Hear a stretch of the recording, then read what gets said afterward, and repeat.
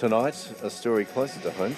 In 1972, John Smith found he had an affliction unknown to the medical fraternity at the time and what would later come to be known as Stapleritis.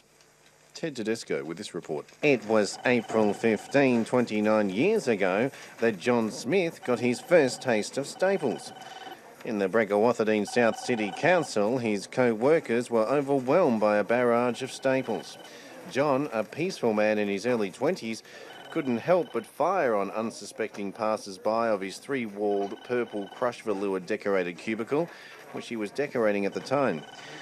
Reports say the stapler, a TX200 special, jammed, infuriating the otherwise temperate worker, causing him to turn on his former colleagues.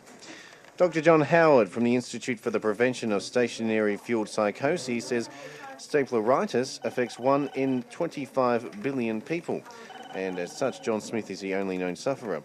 But Paul Dave from the Society for the Prevention of Cruelty to Office Products disagrees. Well, what we have here is simply wanton violence and disregard for defenceless, inanimate, stationary appliances, and it's got to stop.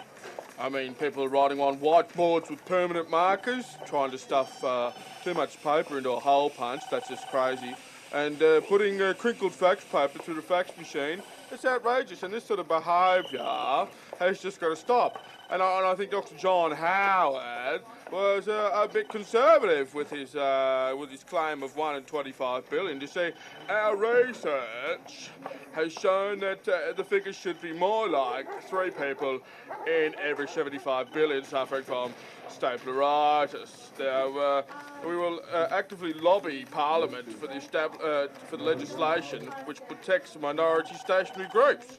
Ted Tedesco.